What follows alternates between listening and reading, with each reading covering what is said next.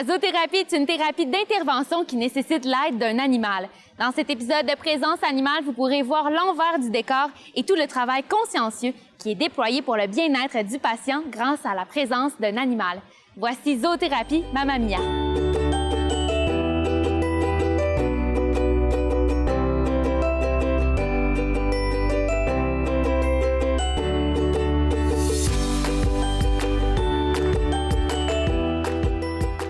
Maggie et Martine, merci d'être avec moi aujourd'hui, d'avoir apporté de la belle visite aussi. Donc, c'est qui? On va commencer par les présenter un peu. Bien, moi, j'ai ici la belle Mia. Mia, c'est une chienne croisée qui a 3 ans et demi. En avant, on a Monique, le lapin, un lapin bélier, et Maurice, le cochon d'Inde. Ça, c'est la belle Marianne. Marianne est rendue à 6 mois. 6 mois. J'adore. Adore! Marianne est trop cute. Puis il y a les oiseaux aussi oui. là, qui vont... Ici, on a 2 conures, qui est Réglisse et Jujube. 2 petites conures qui ont à peu près 2 ans. Donc ça, c'est tous les animaux qui vous suivent justement dans la zoothérapie. Donc c'est Mamma Mia. C'est vos animaux aussi, là. Oui. Vous les avez toujours. Mais Mamma Mia, ça a commencé comment? Ça a commencé en 2019-20, à vrai dire, où j'ai fait une formation en zoothérapie pour me réorienter ma carrière. Ça a commencé avec l'adoption de Mia, d'où vient la zoothérapie Mamma Mia. C'est vraiment elle qui m'a donné, avec son tempérament exceptionnel, qui m'a dit...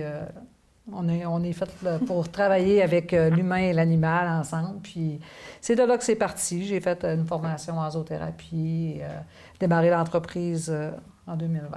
Et après ça, Mélie, tu t'es joint à l'équipe? Oui, nous, on s'est rencontrés à l'école en éducation spécialisée.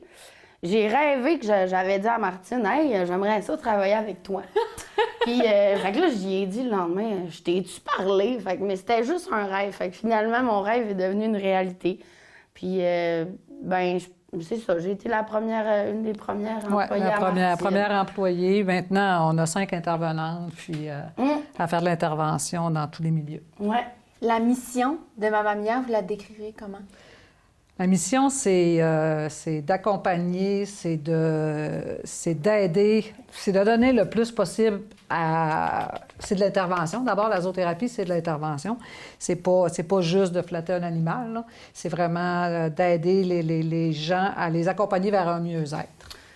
Que ce soit physique, psychologique ou moteur, c'est une... je dirais aussi... presque une médecine alternative, si on veut, là, pour travailler des objectifs précis avec des clientèles précises. Fait que la zoothérapie vient souvent camoufler le fait que les gens travaillent des choses là, pour s'améliorer dans différentes sphères de leur vie. Là. Ouais. Ils travaillent sans savoir qu'ils travaillent. Ouais. Étant donné qu'ils travaillent avec l'animal, on s'égare un peu de la mission, là, mais on est un peu plus large dans la zoothérapie. Mais effectivement, c'est vraiment le client va vraiment aller chercher un plus en travaillant avec l'animal parce qu'il ne sait pas qu'il travaille, mais il va travailler, puis il va travailler les objectifs précis qu'on a ciblés. La clientèle cible de Mamma Mia, vous allez rejoindre quel genre de personnes? Toute la clientèle. Okay. On travaille autant avec des personnes âgées, avec des enfants, avec des adultes, avec de la déficience intellectuelle, avec des troubles de comportement, ça va vraiment... Toute la clientèle est ciblée parce qu'il n'y a pas de limite, si on veut, là. C'est nous autres qui va établir, nous autres, puis l'équipe multidisciplinaire qui va établir les besoins de la clientèle, qui va établir les objectifs à travailler, puis c'est avec ces besoins-là qu'on va... On a des bisous de réglisse. On travaille avec l'animal, on travaille avec le comportement de l'animal. Quand il est tanné, il s'en va, puis on le respecte dans son choix. Les bienfaits de la zoothérapie, tu sais, il y a une thérapie normale qu'on peut aller dans un bureau, jaser avec une personne, mais qu'est-ce qui est différent d'avec un animal? La première seconde que les gens rencontrent des animaux, il y a quelque chose d'instinctif qui se passe, puis les gens, c'est très naturel, en fait. Là, les gens, ils vont se confier presque automatiquement à nous. Genre, ça les rend à l'aise. Il y a plusieurs bienfaits, là. Moi, je trouve que en général, ça l'amène un bien-être collectif. Ça... Écoute... De base, la zoothérapie, on travaille en triangle. Si on veut, on travaille toujours avec l'animal. L'animal est au centre de notre intervention. Donc, moi, je vais travailler... nous, on va travailler avec le comportement de l'animal et le comportement du client. Puis, on va se servir de l'interaction puis de la fusion qu'il y a eu entre les deux. Parce que des fois, on peut travailler avec un animal, avec quelqu'un qui va avoir une connexion avec un animal qu'il n'y aura pas avec un autre animal. On a des clients qui vont vraiment fusionner avec Marianne, puis d'autres qui ne fusionneront pas du tout avec. Dans ce cas-là, on va travailler, on va agir de cette façon-là. Les bienfaits sont multiples, là, parce qu'on peut aller, gagner de l'autonomie, de la confiance en soi, de l'estime de soi, travailler au niveau du langage, travailler au niveau de la mobilité, de la dextérité. Les habiletés sociales. Les habiletés sociales. Briser l'isolement, bouger. Tu sais, souvent, peut-être avec la clientèle, les personnes âgées, ben ça va les amener à faire des mouvements qu'ils n'auraient pas fait si on n'était pas passé. Avec la démence, l'Alzheimer, souvent, ils vivent le moment présent. Peut-être ça vient orienter les gens. Tu sais, exemple, en CHSLD, des personnes qui souffrent de démence ou ils font de l'errance, la promenade avec le chien vient les orienter. Puis, ils sont « OK, là, je suis là », ils sont capables de dire « je promène un chien », tandis que ils savent pas qu'est-ce qu'ils font, là, peut-être avant qu'on soit arrivé, là, ils savaient pas ils étaient où, t'sais. Ils savaient pas qu'est-ce qu'ils vivaient. Et ça les permet justement de réaliser qu'est-ce qu'ils sont en train de faire. Oui, souvent, ça les ramène dans le moment présent parce que la mémoire émotionnelle est très présente, alors que la mémoire n'est plus là, mais la mémoire émotionnelle. Fait de flatter un animal, de le sentir, de sentir des choses, ça fait réveiller. Moi, je dis toujours que l'animal ouvre des portes. Puis après ça, nous autres, on se sert de la porte qui est ouverte pour aller travailler qu'est-ce qu'on a besoin de travailler. T'sais, si c'est quelqu'un qui a... je ne sais pas quel exemple, là, mais justement, quelqu'un qui a perdu, il vit un deuil, l'animal va arriver, puis la personne va sentir l'émotion monter. À ce moment-là, on peut se servir de l'émotion, on peut se servir de l'ouverture que l'animal a ouvert pour aller travailler l'émotion. C'est un peu ça que l'animal a comme particularité. Puis les intervenants qui travaillent avec vous, est-ce que c'est ces personnes-là, justement, qui vont aller parler avec les personnes, puis aller essayer pas de creuser, mais au moins de les faire jaser? Bien, c'est ça. L'animal est la porte d'entrée. Fait que, tu sais, les animaux vont faire le premier pas dans la relation qu'on a avec les clients. Puis nous, ben on vient juste supporter cette relation-là. Puis au travers des comportements des animaux, comme les comportements des gens, ben nous, on vient interagir en fonction de ça. Un exemple que je peux te donner, les animaux, souvent avec les personnes âgées, on en voit qui sont très émotifs parce qu'ils n'ont plus le droit d'avoir d'animaux dans leur milieu de vie. Fait que là, ils se rappellent des souvenirs. Fait que écoute, on fait un tour de table. Parlez-moi des animaux de votre vie, t'sais. Fait que ça peut être des choses qu'on fait là, en intervention, là. Mais encore là, c'est toujours les animaux qui ouvrent la porte à ce qu'on s'apprête de vivre. Puis avant une intervention, on a quelques cues, mais on ne sait jamais vraiment sur quoi que ça va tourner parce qu'il y a toujours des belles surprises, tu sais. C'est ça. C'est pour ça que les gens qui travaillent en zoothérapie, c'est des intervenants à la base. C'est des travailleurs sociaux, c'est des éducateurs spécialisés, c'est parce qu'on travaille au niveau de la relation d'aide. On travaille pas, c'est pas des qualifications de savoir prendre soin d'un animal. Oui, il faut savoir prendre soin d'un animal, mais il faut être capable d'accueillir les gens dans leurs émotions, dans ce qu'ils vivent. Quand l'animal nous permet d'ouvrir une porte, il faut être capable de profiter de cette occasion-là pour travailler. Les animaux que vous avez, il n'y a pas une formation avant de travailler aux zoothérapie, mais qu'est-ce qui fait en sorte que les animaux sont prêts à aller aider ces personnes-là? Bien, les chiens ont une formation, Moi, si on veut, c'est une différent. éducation différente. OK. C'est de la désensibilisation beaucoup, c'est de la socialisation beaucoup. Ça prend des animaux qui sont... c'est sûr qu'on travaille beaucoup plus avec les chiens. Les autres animaux sont aussi présents, sauf que l'interaction est moins présente. Le chien, lui, est beaucoup éduqué en fonction de, gérer l'anxiété, gérer ses émotions, aller vers l'humain, naturellement. Il y a peut-être une caractéristique en commun avec tous les animaux, c'est ils n'ont pas peur d'aller voir les humains, puis ils sont sociables. Autant les lapins, il y en a qui sont plus colleux que d'autres ou qui sont plus sociables.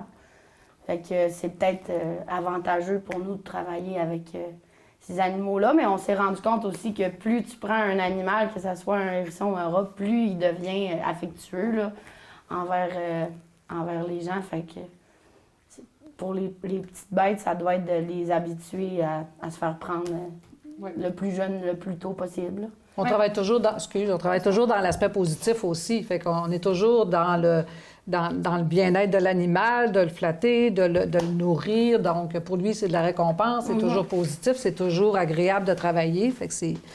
Puis on leur laisse aussi avoir... Tu sais, c'est des animaux. Fait que c'est pas une relation d'obéissance avec aucun de nos animaux. Là. On les laisse avoir des comportements.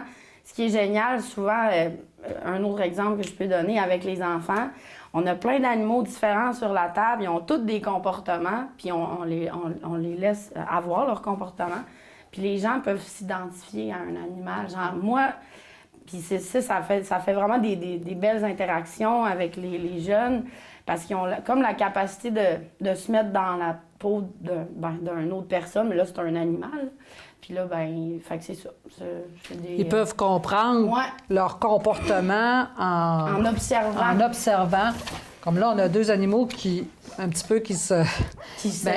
mettons, les petites chicanes, ça peut devenir un sujet de conversation. À l'école, tu sais, là, il y a une chicane de cochon d'Inde. Non, ça vous arrive-tu, vous autres, de vous chicaner? Qu'est-ce qu'on fait quand on... Ça ouvre une porte. Ça ouvre une porte. C'est ça quand on dit qu'on se sert du comportement de l'animal pour interagir avec la personne. Oui, c'est ça. Fait que ça fait place à des beaux moments puis des belles réflexions aussi pour tous les clients, pour tout type de clientèle confondue. Ouais.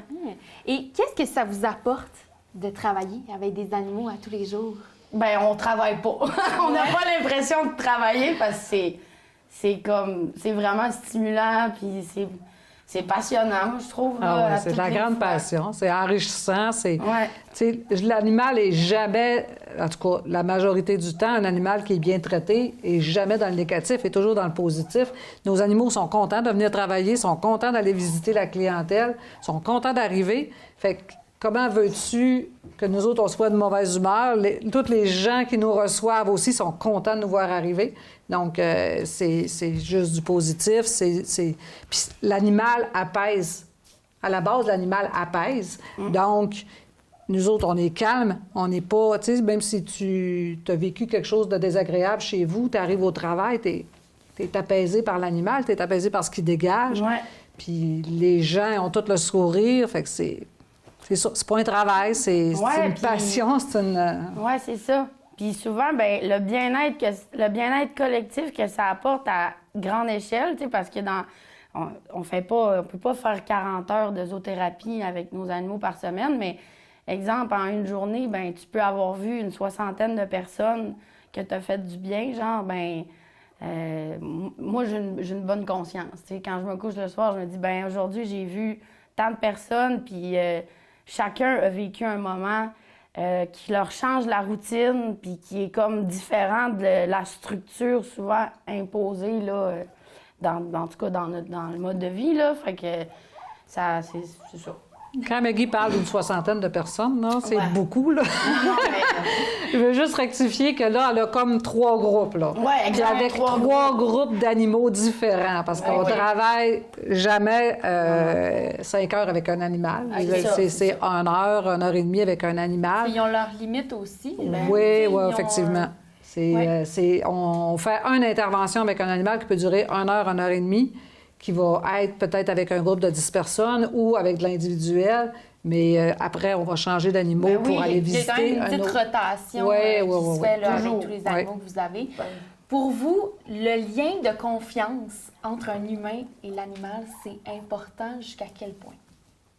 C'est incontestable que le lien de confiance, il faut qu'il soit là.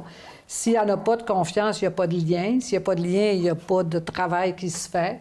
C'est la base en intervention. Quand on travaille, il faut établir un lien de confiance avec notre client.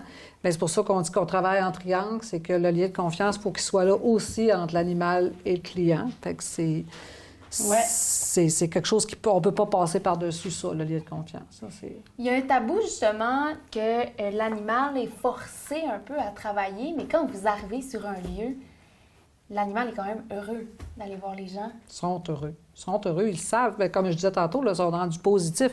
Ils savent qu'ils s'en viennent se faire flatter. Ils savent qu'ils s'en viennent avoir des gâteries. Ils savent que... Il y a quelqu'un qui va jouer avec eux. Oui. Oui, puis là, de là aussi l'idée de la rotation puis de le respect de la limite de l'animal qui est au cœur de nos journées, en fait, là, tu sais, fait que rendu là... les animaux, ben ils vivent des choses, genre ils sont stimulés, ils vivent des expériences, ils sortent de leur cage. Là, c'est l'été, s'il fait pas trop chaud, on peut même faire les interventions dehors quand c'est possible. Fait que à rester dans des cages ou à vivre des expériences, tu sais, moi, si je me mets à la place de l'animal, je voudrais vivre des expériences, puis être traîné, puis dans le respect de mes limites, tu sais. C'est ça la différence, c'est que oui, on peut dire que l'animal est forcé de travailler, mais dans la façon dont on le fait, il n'est pas forcé de travailler. Oui, on l'apporte, c'est sûr que c'est pas naturel, sauf qu'il est tellement bien traité et bien respecter ses limites, justement. C'est c'est la base. Hein. C'est la base, c'est de respecter les limites de l'animal et du client. Donc, s'il y a, exemple, Marianne, il y a une journée qu'à l'envers, elle l'écoute pas ou c'est pas une bonne journée pour elle, vous n'allez pas l'apporter? Non, on l'apportera pas. Puis si, en intervention, puis si on l'apporte le matin, puis qu'elle file, puis qu'elle ça va... Rendu là-bas, elle file pas, elle se couche à l'écart, comme Mia a fait là. Ils vont se coucher à l'écart, puis ils font juste... Puis nous autres, on travaille avec ce comportement-là. C'est toujours en travaillant avec le comportement de l'animal qu'on va travailler. Jamais à l'inverse. On n'obligera pas un chien à être assis en avant de quelqu'un, à vouloir se faire flatter. Tu es obligé de rester là. D'abord, les animaux en zoothérapie ne sont pas éduqués à... Je sais pas, à l'obéissance, comme à driller, là, d'être obligés de faire ça. C'est pas ça. Ils font leur comportement habituel, ils nous suivent comme ils veulent. Puis même souvent... Ça fait rire les gens. Ça fait rire les gens. On a, mettons exemple, Minnie, un autre chien, un autre partenaire animal.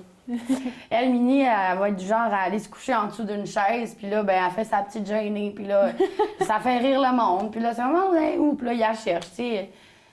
C'est ça. C'est souvent ça où il y a, exemple, on a un autre chien, un autre partenaire, c'est Théo.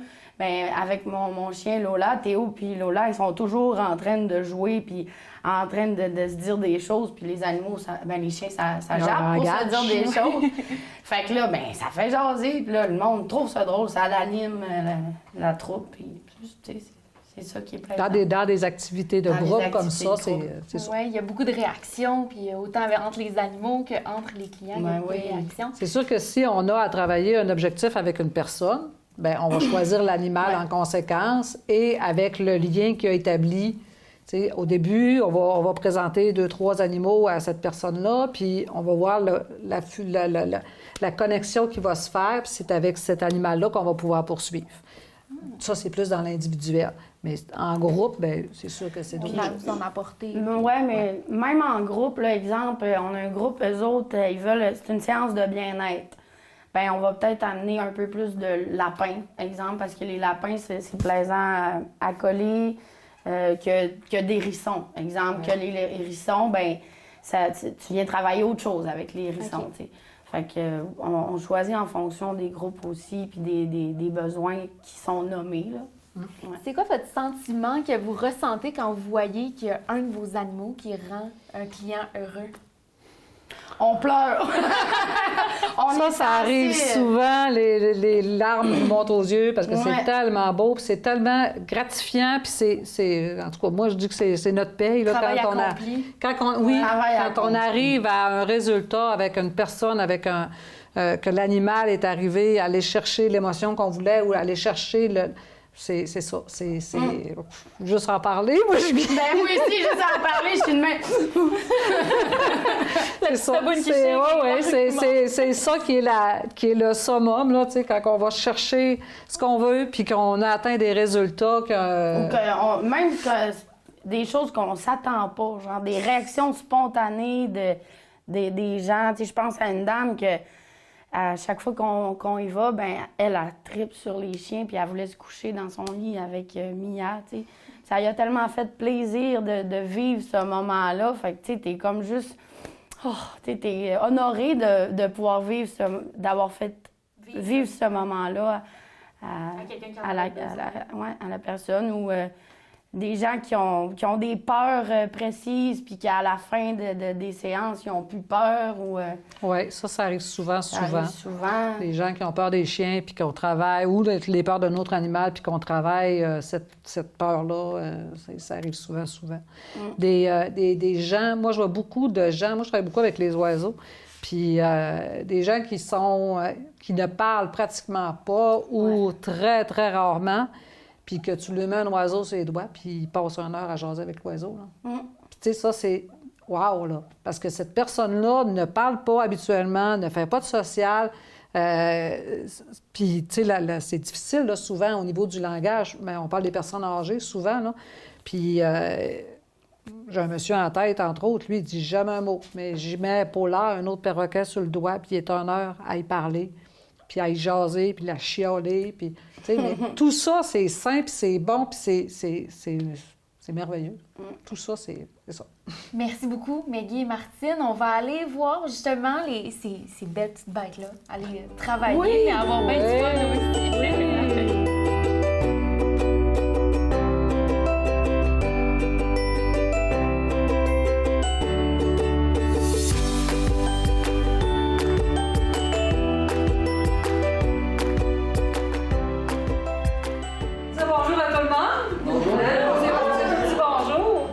Es-tu content qu'on soit là? Oui. Où est-ce qu'on va faire aujourd'hui? Les biscuits chiens. Les biscuits pour les chiens. Yes. Ben, on va vous rappeler nos noms. Hein? Moi, c'est Maggie. Et moi, c'est Martine. Martine. Fait que, on va sortir les animaux qu'on a amenés aujourd'hui. Ça, c'est un chinchilla. Comment il s'appelle? Oh non. Ça, c'est Mougli. Ça se peut-tu, Mougli? Mougli. Oui. Ah ouais. Vendu! 1 point pour Gryffondor. C'est belle, ça, Celle-là? Celle-là, la petite qui s'en va, comment elle s'appelle? Mia, c'est l'autre. Mia, c'est la grosse. Celle-là, là. Mia. Comme le professeur. Il vient ici. Comment elle s'appelle, ton maîtresse? Elle s'appelle? Marianne! Pour Marie-Pierre, Marianne. Le gros chien, lui, il s'appelle comment? Mia. Tout le monde la connaît, Mia. Là, c'est trouvé. Oh. On l'appelle feu. Vous la connaissez pas, celle-là, elle n'est jamais venue. Oui, comment elle s'appelle? C'est bon, hein? Comment vous paraît? Oui, excusez. Comment elle s'appelle? On va essayer de le deviner. Elle a un nom de madame.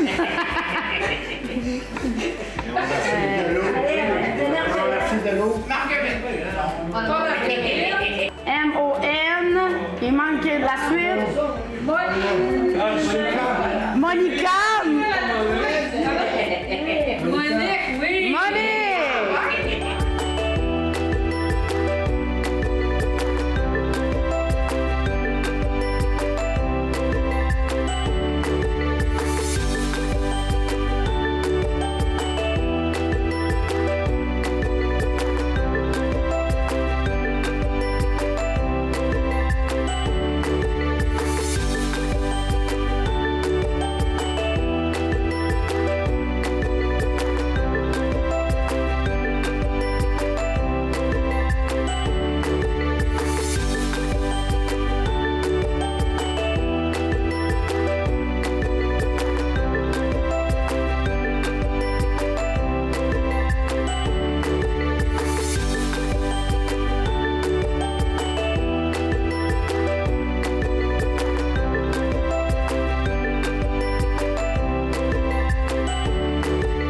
Merci beaucoup à Meggy Simard et Martine Bélanger de Zoothérapie Mamma Mia de nous avoir éclairé davantage sur le monde de la zoothérapie.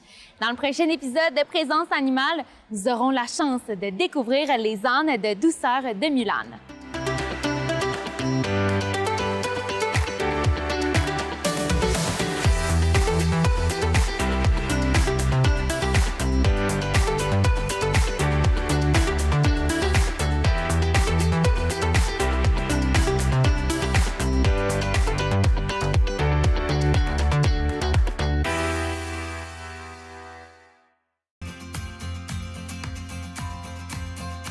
La série Agir pour l'avenir revient pour une deuxième saison avec des conférences, des reportages et des entrevues avec différents collaborateurs.